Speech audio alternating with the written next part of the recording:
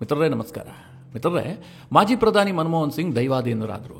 ಒಬ್ಬ ಮಾಜಿ ಪ್ರಧಾನಿಯಾಗಿ ಅವರು ತೀರ್ಕೊಂಡಂತಹ ಸಂದರ್ಭದಲ್ಲಿ ಅವರಿಗೆ ಏನೇನು ಗೌರವ ಸಲ್ಲಬೇಕು, ಅವರ ಅಂತ್ಯಕ್ರಿಯೆ ಯಾವ ರೀತಿಯಾಗಿ ಆಗಬೇಕು, ಪ್ರೋಟೋಕಾಲ್ ಏನಿದೆಯೋ ಅದೆಲ್ಲದನ್ನು ಕೂಡ ಕೇಂದ್ರ ಸರ್ಕಾರ ಚಾಚು ತಪ್ಪದೆ ಪಾಲನೆ ಮಾಡಿದೆ. ಆದರೆ ಕಾಂಗ್ರೆಸ್ನವರು ಇದರಲ್ಲಿ ವಿಪರೀತವಾದಂತಹ ರಾಜಕೀಯ ಮಾಡೋದಕ್ಕೆ ಶುರು ಮಾಡಿದ್ರು.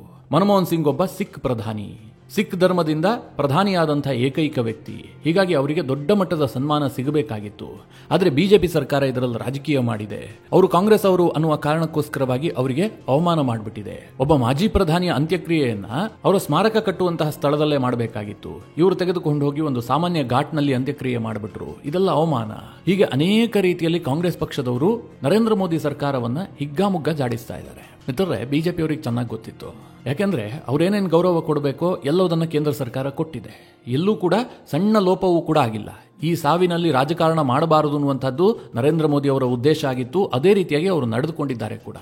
ಆದರೂ ಕೂಡ ಕಾಂಗ್ರೆಸ್ ಒಂದೇ ಒಂದು ಕಾರಣಕ್ಕೋಸ್ಕರವಾಗಿ ರಾಜಕೀಯ ಮಾಡೋದಕ್ಕೆ ಹೋಗಿತ್ತು. ಆದರೆ ಬಿಜೆಪಿ ಅವರಿಗೆ ಚೆನ್ನಾಗಿ ಗೊತ್ತಿತ್ತು, ರಾಹುಲ್ ಗಾಂಧಿ ತಗಲಾಕೊಳ್ತಾರೆ, ಈ ಬಾರಿ ಮಾತ್ರ ದೊಡ್ಡ ಮಟ್ಟದಲ್ಲಿ ತಗಲಾಕೊಳ್ತಾರೆ ಅಂತ ಬಿಜೆಪಿ ಅವರಿಗೆ ಚೆನ್ನಾಗಿ ಗೊತ್ತಿತ್ತು. ಅದೇ ರೀತಿಯಾಗಿ ರಾಹುಲ್ ಗಾಂಧಿ ಈಗ ಕೆಡ್ಡಕ್ಕೆ ಬಿದ್ದಿದ್ದಾರೆ. ಮಿತ್ರರೇ, ನಿಮಗೆ ಕೇಳೋದ್ರ ಆಶ್ಚರ್ಯ ಆಗಬಹುದು, ಆದರೂ ಕೂಡ ಸತ್ಯ. ರಾಹುಲ್ ಗಾಂಧಿಗೆ ಸಾಮಾನ್ಯ ಜ್ಞಾನವೂ ಇಲ್ಲ ಅನ್ನೋದು ಮತ್ತೊಮ್ಮೆ ಸಾಬೀತಾಗಿದೆ. ಒಂದು ಕಡೆ ಮನಮೋಹನ್ ಸಿಂಗ್ ಅವರ ನಿಧನ ಆಗಿದೆ, ಇಡೀ ದೇಶದಲ್ಲಿ ಶೋಕಾಚರಣೆ ಇದೆ. ಈ ಸಂದರ್ಭದಲ್ಲಿ ರಾಹುಲ್ ಗಾಂಧಿ ವಿದೇಶಿ ಪ್ರವಾಸ ಮಾಡ್ತಾ ಇದ್ದಾರೆ. ಮಿತ್ರರೇ, ಈ ದೇಶವನ್ನು ಉದ್ಧಾರ ಮಾಡೋದಕ್ಕೆ ಅಥವಾ ಈ ದೇಶದ ಬಗ್ಗೆ ಏನೋ ಮಹತ್ವದ ಚರ್ಚೆ ಮಾಡೋದಕ್ಕೆ ರಾಹುಲ್ ಗಾಂಧಿ ವಿದೇಶ ಪ್ರವಾಸ ಮಾಡ್ತಾ ಇಲ್ಲ. ವಿಯೆಟ್ನಾಂಗೆ ಹೋಗಿ ಹೊಸ ವರ್ಷಾಚರಣೆಯ ಸಂಭ್ರಮ ಅಂದ್ರೆ ಮೋಜು ಮಸ್ತಿಗೋಸ್ಕರವಾಗಿ ರಾಹುಲ್ ಗಾಂಧಿ ಹೋಗ್ತಾ ಇದ್ದಾರೆ. ಅದು ಅವರ ಖಾಸಗಿ ಪ್ರವಾಸ. ಈ ಬಗ್ಗೆ ಈಗ ಸಿಕ್ಕಾಪಟ್ಟೆ ಟೀಕೆ ವ್ಯಕ್ತವಾಗ್ತಾ ಇದೆ. ಒಂದು ಕಡೆ ಕೇಂದ್ರ ಸರ್ಕಾರಕ್ಕೆ ಇವರು ಪಾಠ ಮಾಡ್ತಾ ಇದ್ದಾರೆ, ಮನಮೋಹನ್ ಸಿಂಗ್ ಅವರಿಗೆ ಯಾವ ರೀತಿಯ ಗೌರವ ಕೊಡಬೇಕು ಅಂತ. ಇನ್ನೊಂದು ಕಡೆಯಲ್ಲಿ ಅದೇ ಪಕ್ಷದ ನಾಯಕ, ಅದು ಅಲ್ಲದೆ ರಾಹುಲ್ ಗಾಂಧಿ ಈಗ ಒಬ್ಬ ವಿಪಕ್ಷ ನಾಯಕ. ಒಂದು ವೇಳೆ ನರೇಂದ್ರ ಮೋದಿ ಅವರು ತಪ್ಪು ಮಾಡಬಹುದು, ಯಾಕೆಂದ್ರೆ ಅವರು ಆಡಳಿತ ಪಕ್ಷದಲ್ಲಿದ್ದಾರೆ. ಆಡಳಿತದಲ್ಲಿರುವಂತವರು ಮೈ ಮರೆಯುವಂತಹದ್ದು ಸಹಜ. ಆದರೆ ವಿಪಕ್ಷದಲ್ಲಿರುವಂತವರು ಮೈಯೆಲ್ಲ ಕಣ್ಣಾಗಿರಬೇಕು. ಯಾಕಂದ್ರೆ ಅವರು ಆಡಳಿತ ಪಕ್ಷಕ್ಕೆ ನೀತಿ ಪಾಠ ಮಾಡ್ತಾ ಇರ್ತಾರೆ. ಅಂತವರು ಮೈ ಮರೆಯುವ ಹಾಗಿಲ್ಲ. ಆದರೆ ರಾಹುಲ್ ಗಾಂಧಿ ವಿದೇಶಕ್ಕೆ ಹೋಗಿ ಮೋಜು ಮಸ್ತಿ ಮಾಡ್ತಾ ಇದ್ದಾರೆ. ನ್ಯೂ ಇಯರ್ ವೆಲ್ಕಮ್ ಮಾಡ್ಕೊಳ್ಳೋದಕ್ಕೋಸ್ಕರವಾಗಿ ವಿಯೆಟ್ನಾಂಗೆ ಹೋಗ್ತಾ ಇದ್ದಾರೆ. ಮಿತ್ರರೇ, ಇದು ದೊಡ್ಡ ಮಟ್ಟದಲ್ಲಿ ರಾಜಕೀಯಕ್ಕೆ ಕಾರಣ ಆಗ್ತಾ ಇದೆ. ನಿಜವಾಗ್ಲೂ ನರೇಂದ್ರ ಮೋದಿ ಸರ್ಕಾರ ಮನಮೋಹನ್ ಸಿಂಗ್ ಅವರಿಗೆ ಅವಮಾನ ಮಾಡ್ತಾ ಯಾವ ರೀತಿಯಾಗಿ ಮನಮೋಹನ್ ಸಿಂಗ್ ಅವರಿಗೆ ಸನ್ಮಾನ ಪೂರ್ವಕವಾಗಿ ಅಂತ್ಯಕ್ರಿಯೆಯನ್ನು ನಡೆಸಿಕೊಟ್ಟಿದೆ, ಮುಂದೆ ಸ್ಮಾರಕದ ವಿಚಾರದಲ್ಲಿ ಮೋದಿ ಸರ್ಕಾರದ ತೀರ್ಮಾನ ಏನು, ಈ ಹಿಂದೆ ಕಾಂಗ್ರೆಸ್ ಸರ್ಕಾರ ಯಾವ ರೀತಿಯಾಗಿ ಮಾಜಿ ಪ್ರಧಾನಿಗಳಿಗೆ, ಮಾಜಿ ರಾಷ್ಟ್ರಪತಿಗಳಿಗೆ ಅವಮಾನವನ್ನು ಮಾಡಿದೆ, ರಾಹುಲ್ ಗಾಂಧಿ ವಿದೇಶಿ ಪ್ರವಾಸ, ಇದು ಎಂತಹ ದೊಡ್ಡ ಬ್ಲೆಂಡರ್, ಇದೆಲ್ಲದನ್ನು ಕೂಡ ಈ ವಿಡಿಯೋದಲ್ಲಿ ನಿಮಗೆ ಡೀಟೇಲ್ ಆಗಿ ತಿಳಿಸ್ಕೊಡ್ತೀನಿ. ನೀವು ಈ ವಿಡಿಯೋನ ಕೊನೆವರೆಗೂ ಮಿಸ್ ಮಾಡದೆ ನೋಡಿ. ಮಿತ್ರರೇ, ಮನಮೋಹನ್ ಸಿಂಗ್ ನಿಧನರಾಗ್ತಿದ್ದಂತೆ ಪ್ರಧಾನಿ ನರೇಂದ್ರ ಮೋದಿ ಅವರು ಶೋಕ ವ್ಯಕ್ತಪಡಿಸಿದರು. ಅವರು ಟ್ವಿಟರ್ ಖಾತೆಯಲ್ಲಿ ಒಂದು ಟ್ವೀಟ್ ಮಾಡಿದ್ರು, ಮನಮೋಹನ್ ಸಿಂಗ್ ಅವರ ನಿಧನಕ್ಕೆ ಕಂಬನಿಯನ್ನ ಮಿಡಿದ್ರು. ಇದೆಲ್ಲರಿಗೂ ಗೊತ್ತಿರುವಂತಹ ವಿಚಾರ. ಅದಾಗ್ತಿದ್ದ ಹಾಗೆ ನರೇಂದ್ರ ಮೋದಿ ಏನು ಇದರಲ್ಲಿ ಬಹಳ ಉತ್ಸಾಹ ತೆಗೆದುಕೊಂಡು ಅಂತ್ಯಕ್ರಿಯೆಯಲ್ಲೆಲ್ಲ ಭಾಗಿಯಾಗಬೇಕು ಅಂತೇನಿರಲಿಲ್ಲ. ಒಂದು ಪ್ರೋಟೋಕಾಲ್ ಇರುತ್ತೆ. ಅವರು ಒಮ್ಮೆ ಬಂದು ಅಂತ್ಯ ಸಂಸ್ಕಾರದಲ್ಲಿ ಭಾಗಿಯಾಗಿದ್ದರೆ ಸಾಕಾಗಿತ್ತು. ಆದರೆ ಕೇಂದ್ರ ಸರ್ಕಾರ ಸ್ಪೆಷಲ್ ಇಂಟ್ರೆಸ್ಟ್ ಅನ್ನು ತೆಗೆದುಕೊಳ್ತು. ಯಾಕೆಂತಂದ್ರೆ ಒಬ್ಬ ಮಾಜಿ ಪ್ರಧಾನಿ ತೀರ್ಕೊಂಡಿದ್ದಾರೆ. 10 ವರ್ಷ ಈ ದೇಶದ ಪ್ರಧಾನಿಯಾಗಿದ್ದಂಥವರು, ತುಂಬಾ ಮೇಧಾವಿ ಕೂಡ ಹೌದು. ಹೀಗಾಗಿ ಅವರಿಗೆ ಸಕಲ ಸರ್ಕಾರಿ ಗೌರವ ಕೊಡಬೇಕು. ಏನ್ ಪ್ರೋಟೋಕಾಲ್ ಇದೆಯೋ ಆ ಪ್ರೋಟೋಕಾಲ್ ಅನ್ನ ಚಾಚು ತಪ್ಪದೆ ಪಾಲನೆ ಮಾಡಬೇಕು. ಇಲ್ಲಿ ಪಕ್ಷವನ್ನೆಲ್ಲ ಪರಿಗಣಿಸಬಾರದು ಅಂತ ಹೇಳಿ ಮೋದಿ ಸರ್ಕಾರ ತೀರ್ಮಾನ ಮಾಡುತ್ತೆ. ಹೀಗಾಗಿ ಮಿತ್ರರೇ, ನರೇಂದ್ರ ಮೋದಿ ಅವರು ತುರ್ತು ಕ್ಯಾಬಿನೆಟ್ ಸಭೆಯನ್ನ ಕರೀತಾರೆ. ಇಡೀ ದೇಶದಲ್ಲಿ 7 ದಿನಗಳ ಶೋಕಾಚರಣೆಯನ್ನ ಘೋಷಣೆ ಮಾಡಲಾಗುತ್ತೆ. ಈ 7 ದಿನಗಳ ಶೋಕಾಚರಣೆ ಬಗ್ಗೆ ನಿಮಗೆ ಸಂಕ್ಷಿಪ್ತವಾಗಿ ಹೇಳ್ಬಿಡ್ತೀನಿ, ಯಾಕೆಂದ್ರೆ ಅದು ಮುಂದೆ ರಾಹುಲ್ ಗಾಂಧಿ ವಿಚಾರಕ್ಕೆ ನಿಮಗೆ ಬಹಳ ಇಂಪಾರ್ಟೆಂಟ್ ಆಗುತ್ತೆ.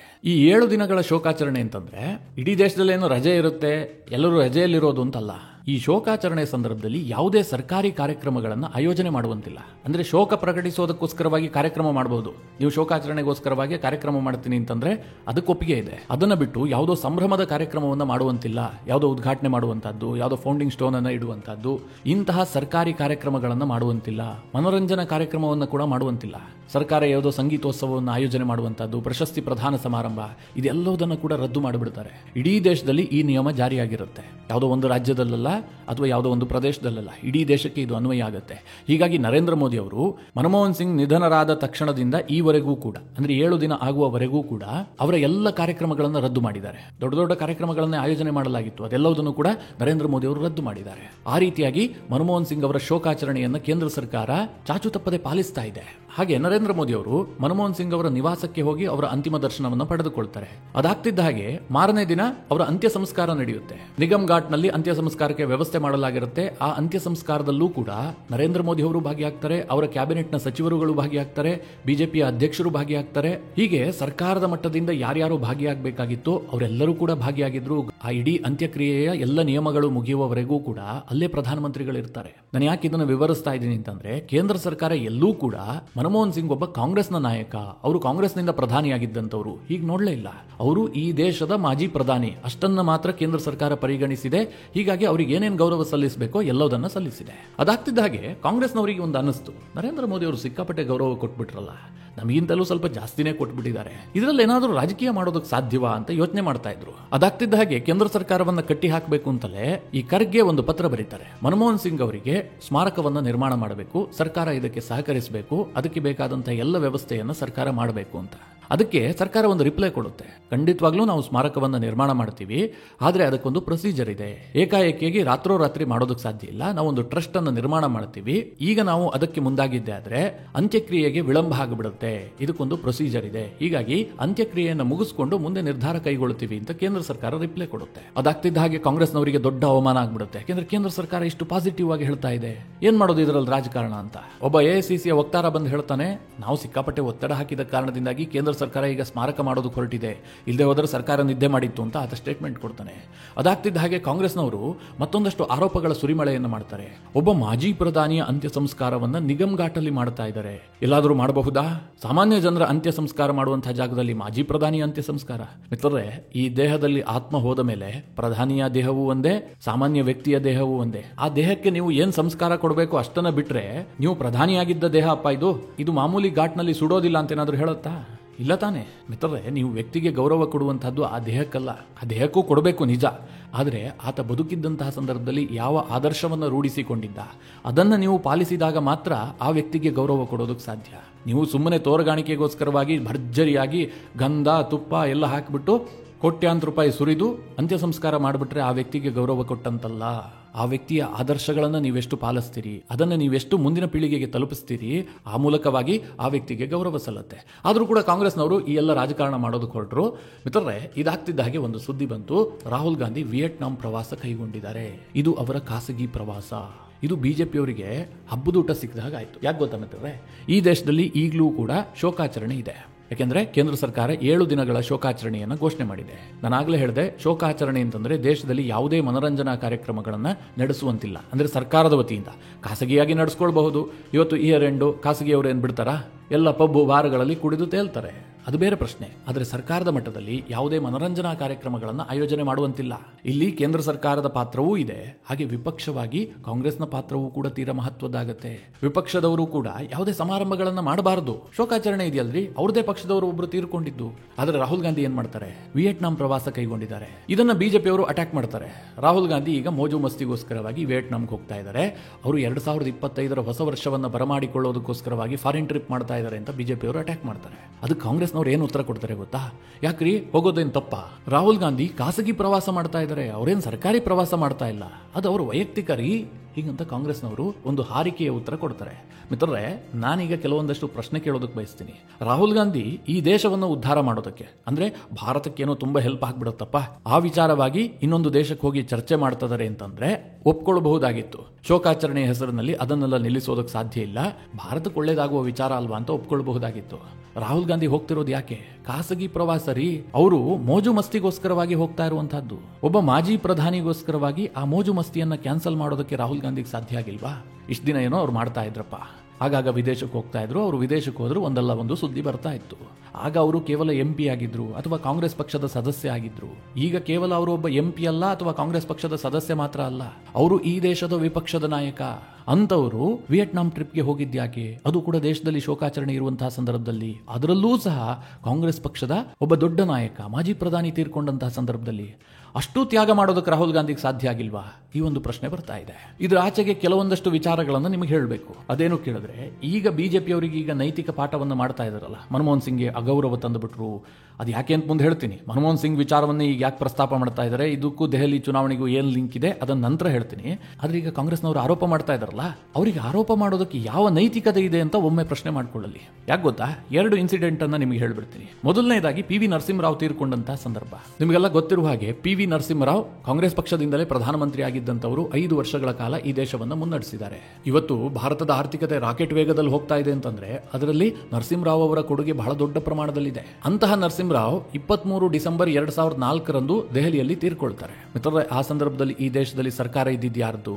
ಮನಮೋಹನ್ ಸಿಂಗ್ ಅವರ ಸರ್ಕಾರ, ಕಾಂಗ್ರೆಸ್ನ ಸರ್ಕಾರ. ಆಗ ತಾನೇ ಅಧಿಕಾರಕ್ಕೆ ಬಂದಿದ್ರು. ಮಿತ್ರರೇ, ಆ ಒಂದು ಘಟನೆ ಸಾಕು ಕಾಂಗ್ರೆಸ್ ಪಕ್ಷದಲ್ಲಿ ನಾಯಕರುಗಳನ್ನ ಯಾವ ರೀತಿಯಾಗಿ ಟಿಶ್ಯೂ ಪೇಪರ್ನಂತೆ ಈ ನೆಹರು ಗಾಂಧಿ ಪರಿವಾರ ಬಳಸಿಕೊಳ್ಳುತ್ತೆ ಅನ್ನುವಂಥದ್ದು ಗೊತ್ತಾಗುತ್ತೆ. ಯಾಕೆ ಅಂತಂದ್ರೆ ಪಿ ವಿ ನರಸಿಂಹರಾವ್ ತೀರ್ಕೊಂಡಂತಹ ಸಂದರ್ಭದಲ್ಲಿ ಅವರ ನಿವಾಸದಿಂದ ಹೈದರಾಬಾದ್ಗೆ ಅವರ ಪಾರ್ಥಿವ ಶರೀರವನ್ನು ಶಿಫ್ಟ್ ಮಾಡೋದಕ್ಕೆ ನಿರ್ಧಾರ ಮಾಡಲಾಗುತ್ತೆ. ಯಾಕೆ ಕೇಳಿದ್ರೆ ದೆಹಲಿಯಲ್ಲಿ ಅಂತ್ಯ ಸಂಸ್ಕಾರಕ್ಕೆ ಸರ್ಕಾರ ಒಪ್ಪಿಗೆ ಕೊಡೋದಿಲ್ಲ. ಕಾಂಗ್ರೆಸ್ ಸರ್ಕಾರವೇ ಇತ್ತು, ಆದ್ರೂ ಕೂಡ ಅವರು ಒಪ್ಪಿಗೆ ಕೊಟ್ಟಿಲ್ಲ. ನೀವು ಬೇಕಾದ್ರೆ ಹೈದರಾಬಾದಿಗೆ ತೆಗೆದುಕೊಂಡು ಹೋಗಿ ಅಂತ ಅವರು ಸೂಚನೆ ಕೊಡ್ತಾರೆ. ಆಯ್ತಪ್ಪ, ಸರ್ಕಾರ ಹೇಳ್ತಾ ಇದೆ ಹೈದರಾಬಾದ್ಗೆ ಅವರ ಪಾರ್ಥಿವ ಶರೀರವನ್ನು ಶಿಫ್ಟ್ ಮಾಡೋದಕ್ಕೆ ನರಸಿಂಹರಾವ್ ಅವರ ಪರಿವಾರ ನಿರ್ಧಾರ ಮಾಡುತ್ತೆ. ಆದ್ರೆ ಅವರ ಪಾರ್ಥಿವ ಶರೀರ 24 ಅಕ್ಬರ್ ರಸ್ತೆಯಲ್ಲೇ ಸಾಗಬೇಕಾಗಿತ್ತು. ಈ 24 ಅಕ್ಬರ್ ರಸ್ತೆ ಇದೆಯಲ್ಲ, ಅಲ್ಲೇ ಕಾಂಗ್ರೆಸ್ನ ಆಫೀಸ್ ಕೂಡ ಇರುವಂತಹದ್ದು. ಆಗ ಅವರ ಪರಿವಾರದವರು ಕೇಳ್ಕೊಳ್ತಾರೆ, ನರಸಿಂಹರಾವ್ ಅವರ ಪಾರ್ಥಿವ ಶರೀರವನ್ನ ಕೆಲ ಗಂಟೆಗಳ ಕಾಲ ಕಾಂಗ್ರೆಸ್ ಕಚೇರಿಯಲ್ಲಿ ಇಡಬೇಕು, ಅಂತಿಮ ದರ್ಶನಕ್ಕೆ ಅವಕಾಶವನ್ನ ಕೊಡಬೇಕು, ಹೀಗಂತ ಕೇಳ್ಕೊಳ್ತಾರೆ. ಆದ್ರೆ ಮಿತ್ರರೇ, ಕಾಂಗ್ರೆಸ್ ಪಕ್ಷ ಯಾವ ರೀತಿಯಾಗಿ ನಡೆದುಕೊಳ್ಳುತ್ತೆ ಅಂತಂದ್ರೆ ಅವರ ಪಾರ್ಥಿವ ಶರೀರವನ್ನ ಪಕ್ಷದ ಕಚೇರಿಗೆ ತೆಗೆದುಕೊಳ್ಳೋದಕ್ಕೆ ನಿರಾಕರಿಸಲಾಗುತ್ತೆ.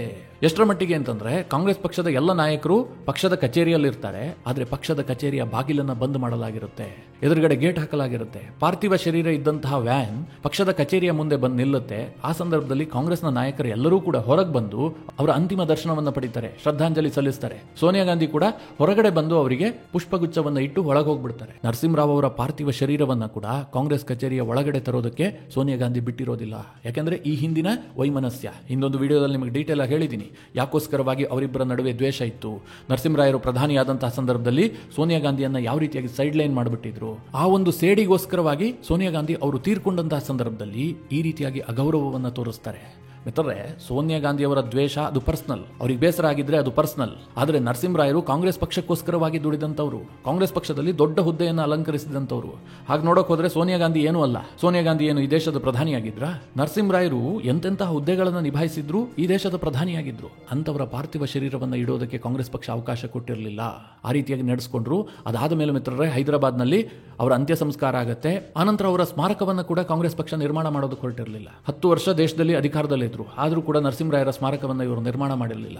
ನಂತರ 2015ರಲ್ಲಿ ನರೇಂದ್ರ ಮೋದಿ ಅವರು ಬಂದು ನರಸಿಂಹರಾವ್ ಅವರ ಸ್ಮಾರಕವನ್ನು ನಿರ್ಮಾಣ ಮಾಡ್ತಾರೆ. ನರಸಿಂಹರಾವ್ ಅವರೇನು ಬಿಜೆಪಿಯವರ? ಕಾಂಗ್ರೆಸ್ ಪಕ್ಷದ ನಾಯಕ. ಯಾಕೆ ಮೋದಿ ಅವರಿಗೆ ಗೌರವ ಕೊಡ್ತಾರೆ ಅಂತಂದ್ರೆ LPG ಅಂತಹ ದೊಡ್ಡ ನಿರ್ಧಾರವನ್ನು ಕೈಗೊಂಡಿದ್ರು. ಈ ದೇಶದ ಆರ್ಥಿಕ ಬೆಳವಣಿಗೆಗೆ ನರಸಿಂಹರಾಯರ ಕೊಡುಗೆ ಬಹಳ ದೊಡ್ಡದು ಅನ್ನುವ ಕಾರಣಕ್ಕೋಸ್ಕರವಾಗಿ ಮೋದಿ ಆ ಗೌರವವನ್ನು ಸಲ್ಲಿಸ್ತಾರೆ. ನಂತರ ಅವರಿಗೆ ಭಾರತ ರತ್ನವನ್ನು ಕೂಡ ಇದೇ ನರೇಂದ್ರ ಮೋದಿ ಸರ್ಕಾರ ಕೊಟ್ಟಿದ್ದು. ಕಾಂಗ್ರೆಸ್ ಪಕ್ಷ ಅಷ್ಟು ವರ್ಷ ಅಧಿಕಾರದಲ್ಲಿ ಇತ್ತಲ್ಲ, ಯಾಕೆ ಕೊಡಬಾರದಾಗಿತ್ತು ನರಸಿಂಹರಾಯರಿಗೆ ಭಾರತ ರತ್ನ? ಸಚಿನ್ ತೆಂಡೂಲ್ಕರ್ಗೆ ಕೊಟ್ಟರಲ್ರಿ, ಅವರಿನ್ನೂ ಕ್ರಿಕೆಟ್ನಿಂದ ನಿವೃತ್ತಿ ಆಗಿದ್ದಾರೆ. ಲೈಫ್ ಇನ್ನೂ ತುಂಬಾ ದೂರ ಇತ್ತು, ಯಾವತ್ತೂ ಕೊಡಬಹುದಿತ್ತು. ತಕ್ಷಣ ಭಾರತ ರತ್ನವನ್ನು ಘೋಷಣೆ ಮಾಡಿಬಿಟ್ರಲ್ಲ, ಯಾಕೆ? ನರಸಿಂಹರಾಯರಿಗೆ ಯಾಕೆ ಕೊಟ್ಟಿಲ್ಲ? ಪ್ರಶ್ನೆ ಬರುತ್ತೆ ಅಲ್ವಾ? ಮಿತ್ರರೇ, ಕಾಂಗ್ರೆಸ್ ಪಕ್ಷ ಈ ನರಸಿಂಹರಾವ್ ವಿಚಾರದಲ್ಲಿ ಇನ್ನೂ ದೊಡ್ಡ ರಾಜಕೀಯ ಮಾಡಿದೆ. ಅದನ್ನೆಲ್ಲ ಹೇಳೋದಕ್ಕೆ ಇದು ಸಮಯ ಅಲ್ಲ. ಒಂದು ವಿಚಾರ ಹೇಳೋದಾದ್ರೆ, ಇವತ್ತು ಮನಮೋಹನ್ ಸಿಂಗ್ ಅವರನ್ನ LPGಯ ಹರಿಕಾರ, ಈ ದೇಶದ ಆರ್ಥಿಕತೆಯನ್ನು ಬದಲು ಮಾಡಿದಂತಹ ನಾಯಕ ಅಂತ ಗುರುತಿಸುತ್ತೆ.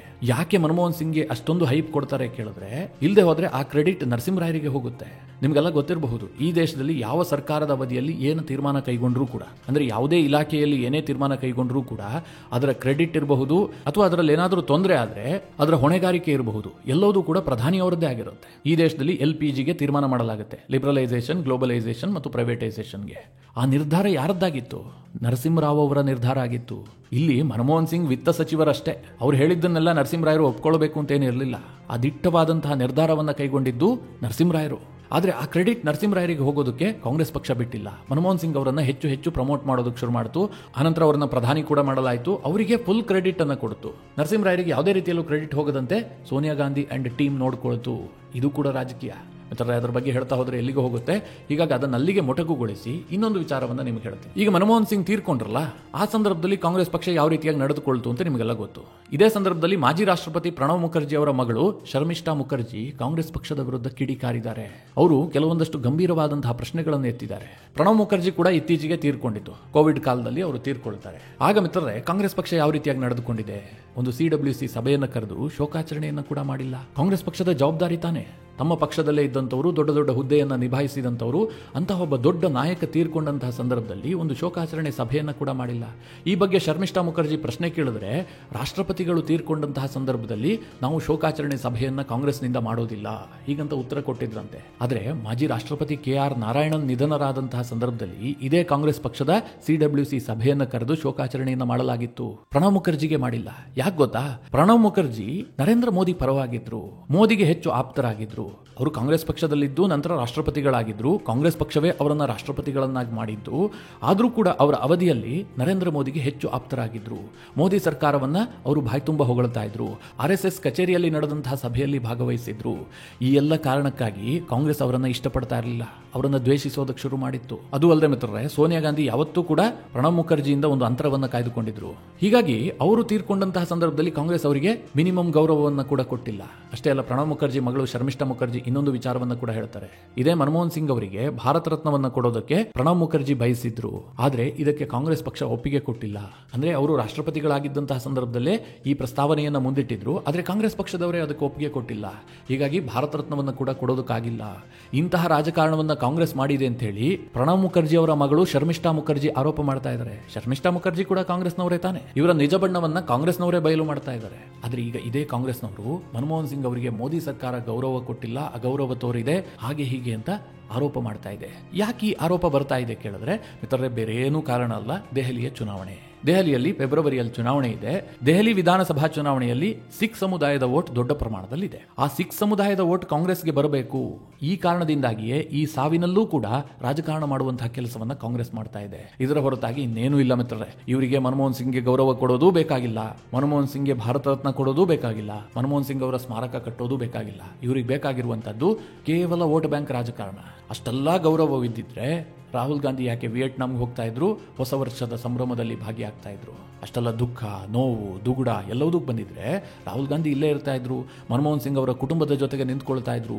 ಈ ದುಃಖದ ಸಂದರ್ಭದಲ್ಲಿ ನಾವು ನಿಮ್ಮ ಜೊತೆಗಿದ್ದೀವಿ ಅಂತ ತೋರಿಸ್ಕೊಳ್ತಾ ಇದ್ರು. ಮಿತ್ರರೇ, ಈ ಎಲ್ಲ ವಿಚಾರಗಳ ಕುರಿತಾಗಿ ನೀವೇನು ಹೇಳ್ತೀರಿ? ನಿಮ್ಮ ಅನಿಸಿಕೆ, ಅಭಿಪ್ರಾಯವನ್ನು ಕಮೆಂಟ್ ಮಾಡುವ ಮೂಲಕ ನಮಗೆ ತಿಳಿಸಿ. ಹಾಗೆ ನಿಮಗೆ ಈ ವಿಡಿಯೋ ಇಷ್ಟವಾದರೆ ಲೈಕ್ ಮಾಡಿ. ಜೊತೆಗೆ ನೀವಿನ್ನೂ ನಿಮ್ಮ ನೆಚ್ಚಿನ ಸಂಸ್ಕಾರ ಸೌರಭ ಯೂಟ್ಯೂಬ್ ಚಾನಲ್ನ ಸಬ್ಸ್ಕ್ರೈಬ್ ಮಾಡಿಲ್ಲ ಅಂತಾದರೆ ಈ ಕೂಡಲೇ ಸಬ್ಸ್ಕ್ರೈಬ್ ಮಾಡಿ. ಮುಂದಿನ ಎಲ್ಲ ಅಪ್ಡೇಟ್ಗಳ ನೋಟಿಫಿಕೇಶನ್ಗಾಗಿ ಬೆಲ್ ಐಕಾನ್ ಒತ್ತಿ.